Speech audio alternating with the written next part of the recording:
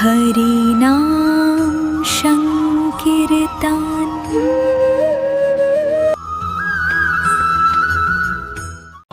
বৈকুণ্ঠের মধ্যে ভগবান চতুর্বিহ রূপে বিদ্যমান রয়েছে। দ্বারকা নীলায়, মথুরা নীলায় ভগবান চতুর্বিহ রূপে বিদ্যমান রয়েছেন। চতুর্বিহকে শঙ্কর্ষণ, বাসুদেব, প্রদ্যুম্ন আর অনিরুদ্ধ। খুব মন দিয়ে শুনবেন, এই চারটি হলো ভগবানের চতুর্বিহ, যাকে চতুর্ব্যোম বলা হয়। কি বলা হয়? চতুর্ব্যোম বা চতুর্বিহ। ভগবান সমস্ত সৃষ্টিকে এই চতুর্বিহ মানে চারটি রূপ দিয়েই কিন্তু ধারণ করে রেখেছেন, সৃষ্টিকে সঞ্চালন করছেন। তার মধ্যে যিনি শঙ্কর্ষণ ভগবান, সেই শঙ্কর্ষণ থেকে কারণত সাই বিষ্ণু উৎপন্ন হয়েছেন। কে হয়েছেন? কি বললাম? কারণত সাই। এই কারণত সাই বিষ্ণুকে বলে যিনি কারণ সমুদ্রের উপরে শয়ন করছেন। কিসের উপরে? কারণ সমুদ্র। আর সেই কারণার্ণব বিষ্ণুকে মানে কারণত সাই বিষ্ণুকেই মহাবিষ্ণু বলা হয়েছে। কি বলা হয়েছে? জোরে বলো। মহাবিষ্ণু। তো শঙ্কর্ষণ থেকে কে আসলেন? কারণত সাই বিষ্ণু। আর এই কারণত সাই বিষ্ণুই হলেন মহাবিষ্ণু, যেই মহাবিষ্ণুর অবতার হলেন শ্রী অদ্বৈত চন্দ্র। মহাবিষ্ণুর অবতার শ্রী অদ্বৈত চন্দ্র। এই কারণার্ণব সাই মানে কারণত সাই বিষ্ণু, তাকে কি বলা হয়? মহাবিষ্ণু। কি বলা হয়? আমি পাঠে বলেছিলাম না, বিষ্ণু অনেক আছে। বিষ্ণু অনেক আছে। এটা কে কে? বলে প্রথম হলেন কারণত সাই বিষ্ণু, তৎপশ্চাৎ তার থেকে হলেন গর্ভোদশায়ী বিষ্ণু। তার থেকে আসলেন গর্ভোদশায়ী বিষ্ণু। কি নাম হলো? জোরে বলো।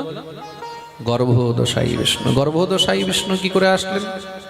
ভগবান সৃষ্টি রেশোত্তরোত্তরাহা, সৃষ্টিকে বিস্তারের জন্য স্বয়ং শঙ্কর্ষণ ভগবান নারায়ণকে সৃষ্টি করলেন। কাকে সৃষ্টি করলেন? নারায়ণ। শঙ্কর্ষণ থেকে নারায়ণ সৃষ্টি হলেন, যিনি কারণ সমুদ্রের উপরে শয়ন করছেন। তো ভগবান কি করেছেন? সৃষ্টির জন্য ভগবতী প্রকৃতিকে আদেশ দিলেন। প্রকৃতিকে, প্রকৃতি হলেন মায়া। প্রকৃতি হলেন, ধরে বলো, মায়া। তো ভগবানকে মায়াপতি বলা হয়েছে। কি বলা হয়েছে? মায়াপতি। মায়া ভর্তা, ভগবান মায়ার ভর্তা। তা সৃষ্টি কি করে হবে? তা প্রকৃতি থেকে যে সন্ততি হবে, সন্তান হবে, তার থেকে সৃষ্টি হবে। তার জন্য ভগবানের দৃষ্টি প্রকৃতির উপরে পড়লো। তার দৃষ্টির ক্ষোভ যখন প্রকৃতিতে হয়েছে, তাতে কি হলো? মায়ার গর্ভাধারণ হলো। কি হলো? হ্যাঁ, গর্ভাধান হলো। গর্ভের মধ্যে অসংখ্য জীব ভগবান একসঙ্গে সৃষ্টি করতে চেয়েছেন, অনন্ত কোটি জীব। তা জীব সৃষ্টি হওয়ার আগে কি হয়? অণ্ড স্বরূপ হয়। অণ্ড মানে ডিমের মতন। কিসের মতন? ডিমের মতন। মাতৃগর্ভে বাচ্চা আগে কিসের মতন থাকে? ডিমের মতন। তা ডিমগুলো কিরকম হয়? বলে কললম ত্বেক রাত্রেণ পঞ্চরাত্রেণ বুদ্বুদম। প্রথম রাত্রিতে মাতৃগর্ভের মধ্যে যখন সেই জীব প্রবেশ করে, তারপরে তখন সে কিসের মতে হয়? বলে পুংসহ রেতঃ কণাশ্রয়। রেত, রেত মানে বালু, বালুর একটি কণার সমান। তা হাজারো লক্ষ কোটি কোটি সেই মহারাজ অণ্ড গর্ভের মধ্যে তৈরি হয়েছে। ভগবতী মায়া কি করলেন? তিনি আর সেই গর্ভকে রাখতে পারলেন না। তিনি সেই গর্ভকে বিসর্জন করে দিলেন, প্রসব করে দিলেন। কি করলেন? প্রসব। সন্তানকে যখন জন্ম দেয়, স্ত্রী যখন, কোনো নারী যখন সন্ততিকে জন্ম দেয়, তখন সেটাকে কি বলা হয়? প্রসব বলা হয়। কি বলা হয়? প্রসব। এটাকে আজকাল আমরা সিম্পল ইংরেজিতে বলি ডেলিভারি, বলা হয় না? হ্যাঁ, তা ডেলিভারি তো আজকাল বহুত কম হয়। আজকাল সব সিজার হয়। কি হয়? সিজার। আজকালকার বাচ্চারা সব রেডিমেড সিজারিয়ান বাচ্চা। কষ্ট করে আজকাল না বাচ্চা জন্ম দেওয়া হয়, না কষ্ট করে বাচ্চা জন্ম নেয়। আগেকার দিনে মারা কষ্ট করে বাচ্চাদেরকে জন্ম দিয়েছে। দিয়েছে তো? একটা শিশুকে, একটা সন্তানকে প্রসব পীড়ার দ্বারা জন্ম দেয়া, সেটা যে কত বড় কষ্ট, সেটা সেই মাই একমাত্র বুঝতে পারে। যারা যে মারা এখানে শিশুদেরকে সহজভাবে জন্ম দিয়েছেন প্রসব পীড়ার মাধ্যমে, তারাই কিন্তু সেই কষ্টটাকে বুঝতে পারবে। তারা কি বুঝবে যারা ইঞ্জেকশন লাগিয়ে পেট কেটে বের করে দিয়েছে? তারা কি বুঝবে? বুঝবে কি? প্রেম সে বলো। এটা হলো সহজ পদ্ধতি। তা ভগবতী মায়া কি করলেন? ভগবতী মায়া মানে প্রকৃতি, তিনি প্রসব করে দিলেন। প্রসব করাতে সেই সমস্ত অন্ডগুলো সব জলের উপরে ভাসছে। ভগবান ক্রুদ্ধ হয়ে গেলেন, দেবী তুমি এই কি করলে?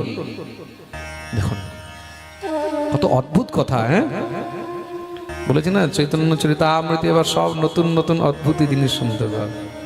প্রেম সে বলো। ভগবান তখন ক্ষুব্ধ হয়ে গেলেন, এই কি করলে? তোমাকে সন্তান জন্ম দেওয়ার জন্য গর্ভের মধ্যেই অসংখ্য জীব আমি প্রদান করলাম, আর এখনো পর্যন্ত সেই জীব কোনো আকার ধারণ করেনি, বড় হয়নি, আর তুমি তার আগেই তাদেরকে বিসর্জন করে দিলে, প্রসব করে দিলে। এই অন্ডগুলো তো নষ্ট হয়ে যাবে। আর অন্ড তো কোনো সাধারণ অন্ড নয়, অন্ড মানে ডিম। অন্ড মানে ডিম। ডিমকে আমরা সংস্কৃতে কি বলি? হ্যাঁ, অন্ড।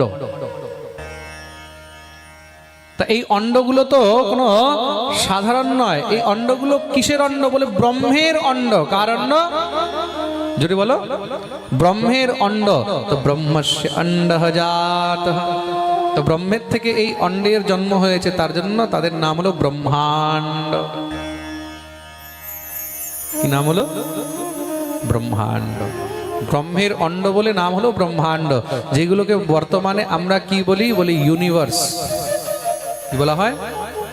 ইউনিভার্স।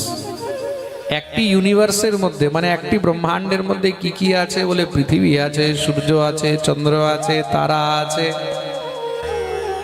তার মধ্যে খগোল আছে, ভূগোল আছে, জল আছে, সবকিছু সেই ব্রহ্মাণ্ডের মধ্যে রয়েছে। তার মানে এখনো তত্ত্ব তৈরি হয়নি, জীব তৈরি হয়নি, ব্রহ্মাণ্ড শুধু খালি। তো ভগবান দেখলেন এই অণ্ড তো নষ্ট হয়ে যাবে, তার জন্য ভগবান কি করলেন? তার ভিতরে প্রবিষ্ট হলেন। কিসের মধ্যে? প্রতিটি অণ্ডের ভিতরে ভগবান প্রবিষ্ট হলেন। অণ্ডের গর্ভে ভগবান প্রবিষ্ট হয়েছেন বলে ভগবানের এক নাম হলো গর্ভোদশায়ী বিষ্ণু। কি নাম হলো? জোরে বলো। গর্ভোদশায়ী। তো প্রত্যেকটি ব্রহ্মাণ্ডের মধ্যে ভগবান তার গর্ভে প্রবিষ্ট হলেন, ব্রহ্মাণ্ডগুলোকে রক্ষা করলেন। তার জন্য সেই গর্ভোদশায়ী বিষ্ণুকে শ্রী বিষ্ণু বলা হয়। কি বলা হয়? কি বলা হয়? কিছুক্ষণ আগে আমরা আরেকটা বিষ্ণুর নাম শুনেছিলাম। কি নাম ছিল তার? কতবার বললাম আমি, বুঝিয়ে বুঝিয়ে। কি নাম ছিল তার? তার নাম ছিল মহাবিষ্ণু। বলে মহারাজ শুনতাছি কিন্তু ভুলিয়া যাইতাছি। তাই তো? প্রেম সে বলো। তার জন্য বলি খুব মন দিয়ে শোনো। কিছুক্ষণ আগে আমরা কার নাম শুনলাম? মহাবিষ্ণু। এবার কে? শ্রী বিষ্ণু। এবার কে আসলেন? শ্রী বিষ্ণু। গর্ভোদশায়ী বিষ্ণুকে শ্রী বিষ্ণু বলা হয়, কারণতোষায়ী বিষ্ণুকে মহাবিষ্ণু বলা হয়। এই শ্রী বিষ্ণুকে বলে শ্রী বিষ্ণুই হলেন মহারাজ এই সমস্ত জগৎকে সঞ্চালিত করছেন। আর তারপরে সেই শ্রী বিষ্ণু থেকে উৎপন্ন হলেন কে? বলে পয়োবধিশায়ী বিষ্ণু। পয়োবধিশায়ী মানে পয় মানে দুধ। যেই দুধের সমুদ্রের উপরে ভগবান সবসময় বিরাজিত হয়ে রয়েছেন, যেটাকে আমরা ক্ষীর সাগর বলি। পয়কে ক্ষীরও বলা হয়। কি বলা হয়? ওম পয়ঃ পৃথিব্যাম পয় ওকধীকু পयो দিব্যন্তরিক্ষে পয়োধাঃ পয়স্বতিঃ প্রদিশঃ সন্তু মহ্যম বিষ্ণোররাটমসি বিষ্ণু। দেখুন বেদের মন্ত্র চলে আসলো কোথার থেকে? হ্যাঁ, যিনি দুগ্ধের উপরে, দুধের উপরে শয়ন করছেন। কিসের উপরে? দুধকে সংস্কৃততে কি বলে? পয় বা ক্ষীর। কি বলা হয়? ক্ষীর। অনেকে ক্ষীর মানে কিভাবে? ক্ষীর মানে পায়েস মনে করে। ক্ষীর মানে পায়েস, পায়েস আলাদা, পায়েসকে পায়েসই বলা হয়, পায়েসকে পায়াসম, পায়েসকে কি বলা হয়? পায়াসম বা পায়েস। ভগবান সেই ক্ষীর মানে দুধের সমুদ্রের উপরে শয়ন করছেন। প্রতিটি ব্রহ্মাণ্ডের মধ্যে ভগবানের নিবাস স্থান কোথায়? বলে ক্ষীর সাগর। কোথায় আছে? ক্ষীর সাগর। তা ক্ষীরোদশায়ী বিষ্ণু। আর তার থেকে কি বলে? শেষশ্চ ইয়স্যাং সকলাঃ, তার থেকে হলেন শেষ। শেষ মানে অনন্ত। তো ভগবান ক্ষীর সাগরের উপরে যে শয়ন করছেন, ক্ষীর সমুদ্রের উপরে, তা ভগবানের আসন কি? কিসের উপরে শয়ন করছেন? ডাইরেক্ট জলের উপরে তো শয়ন করছেন না। কিসের উপরে শয়ন করছেন? শেষ। শেষ মানে অনন্ত। শেষ মানে অনন্ত, যার কোনো অন্ত নেই। তা সেই শেষ ভগবান নিজের শয্যার উপরে ভগবানকে ধারণ করে রেখেছে। আর এই অনন্ত, এই শেষ ইত্যাদি যার অংশ এবং কলারূপ, তিনি হলেন কে? বলে সনিত্যানন্দাখ্যরামঃ শরণম মমাস্তু। তিনি হলেন সেই নিত্যানন্দ প্রভু, তিনি হলেন সেই শঙ্কর্ষণ, তিনি হলেন সেই শেষ। বলিয়ে নিত্যানন্দ ভগবান কি জয়, শ্রী নিতাই চাঁদ কি জয়। তো শেষ হলেন ভগবানের আধার। শেষকে গোবিন্দের আধার। ভগবান কার উপরে রয়েছেন? শেষের উপরে, অনন্তের উপরে। তার জন্য ভগবানের আরেক নাম হলো শেষ সায়ী। ভগবানের আরেক নাম কি? শেষ সায়ী বিষ্ণু। শেষ মানে অনন্তের উপরে যিনি শয়ন করেছেন, তিনি হলেন শেষ সায়ী। তো ইয়স্যাং সাং সকলাঃ, যারা হলেন এই শেষ মহাবিষ্ণু, শ্রী বিষ্ণু, পয়োব্ধি সাই বিষ্ণু, এরা যার অংশ কলা ইত্যাদি রূপে অবতীর্ণ হয়েছেন, তিনি হলেন শ্রী নিত্যানন্দ, তিনি হলেন বলরাম, তিনি হলেন শঙ্কর্ষণ। প্রেম সে বলো। তার মানে নিত্যানন্দ তত্ত্ব কি? নিত্যানন্দই হলেন বলরাম। নন্দসুত ছিল যেই, শচীসুত হইল সেই, বলরাম হইল নিতাই। এই বলদেব প্রভুই কিন্তু এখানে নিত্যানন্দ রূপে অবতীর্ণ হয়েছেন। এখানে নিত্যানন্দ তত্ত্বের নিরূপণ করলেন। যার কৃপায় এই সংসারের মধ্যে আমরা মায়া থেকে মুক্ত হতে পারি। কেন? তিনি হলেন মায়াপতি। মায়া ভর্তা জাঙ্গ সঙ্গাশ্রয়াঙ্গ शेते साक्षात् कारणम् अस्ति मध्ये यस्यैकांशः श्रीपमान् आदिदेवस्तं श्रीनित्यानन्दरामं प्रपद्ये। সেই মায়াপতি ভগবান শ্রী শেষ অনন্ত, তার আলাদা আলাদা নাম। কি কি নাম? শেষ, অনন্ত, বলদেব, মায়াপতি। এমন শ্রী নিত্যানন্দ প্রভুর শ্রী চরণে আমরা সবাই বন্দন করি। বলিয়ে নিত্যানন্দ ভগবান।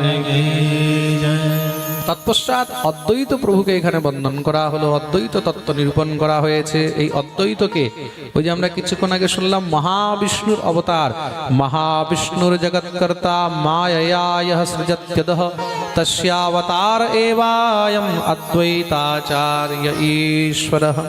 শ্রী মহাবিষ্ণুর অবতারই হলেন শ্রী অদ্বৈত ঠাকুর। বলি অদ্বৈত ভগবান কি। নিত্যানন্দ তত্ত্ব, অদ্বৈত তত্ত্বের এখানে নিরূপণ করে শ্রী অদ্বৈত ভগবানকে বন্দন করা হয়েছে। তৎপশ্চাৎ এখানে শ্রী কবিরাজ গোস্বামীপাদ ভগবানের মহিমা বর্ণন করলেন।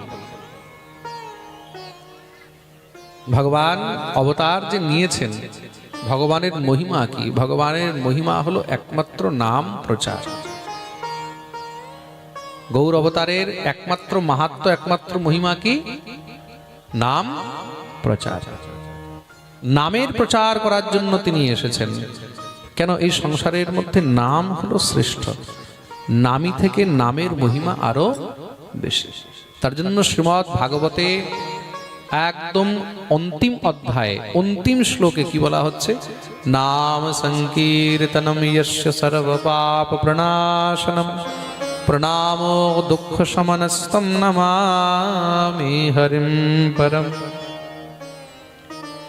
এই নামের দ্বারাই একমাত্র জীবের উদ্ধার সম্ভব। শ্রী নিত্যানন্দ প্রভু কি করেছেন? জগতের মধ্যে নাম প্রচার করেছেন। কি প্রচার করেছেন? নাম। গৌরের আদেশ হলো, যাও শ্রীপাদ তুমি নাম প্রচার করো। তা হরিনাম দিয়ে জগৎকে মাতিয়ে দিলেন আমাদের নিতাই, তাই তো? প্রেম সে বলো শ্রী গৌর হরি কৃষ্ণ নাম দিয়ে জগৎকে মাতিয়ে দিলেন। কেন? এই নাম ব্রহ্ম দ্বারাই কিন্তু ঈশ্বরকে সহজে পাওয়া যায়। এখন অনেকে প্রশ্ন করে, মহারাজজি যখন নাম জপ করা হয়, নাম জপ করার সময় কার চিন্তন করা উচিত? নামের চিন্তন করবে? না না, যখন নাম জপ করবে তখন নামীর চিন্তন করা হবে। কার চিন্তন? নামী। যদি কৃষ্ণ নাম জপ করা হচ্ছে, কৃষ্ণ নাম অনেক মন্ত্র দিয়ে জপ করা যায়। কেউ জপ করছে হরে কৃষ্ণ কৃষ্ণ কৃষ্ণ হরে হরে, হরে রাম রাম রাম হরে হরে। কেউ হয়তো জপ করছে শ্রীকৃষ্ণ গোবিন্দ হরে মুরারি হে নাথ নারায়ণ বাসুদেব। কেউ জপ করছে ওম নমো ভগবতে বাসুদেবায়।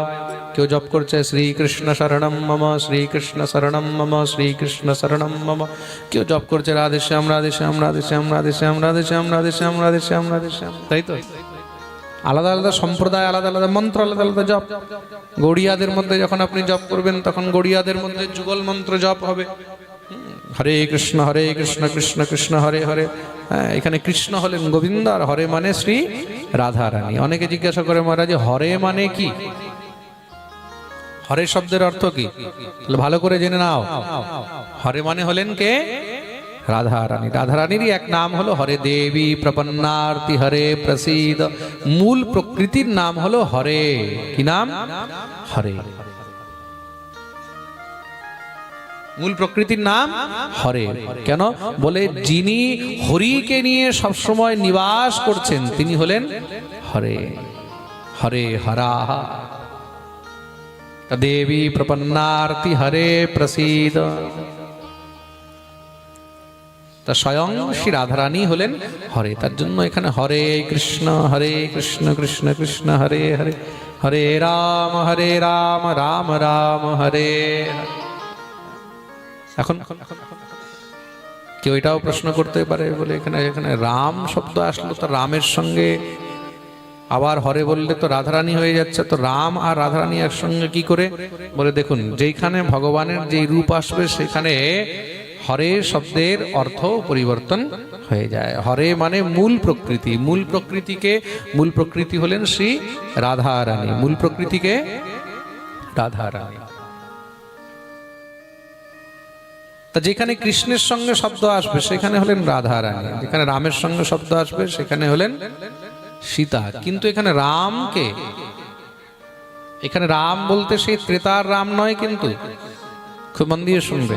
দেখুন, শ্লোক একই শ্লোকের আলাদা আলাদা অর্থ হয়।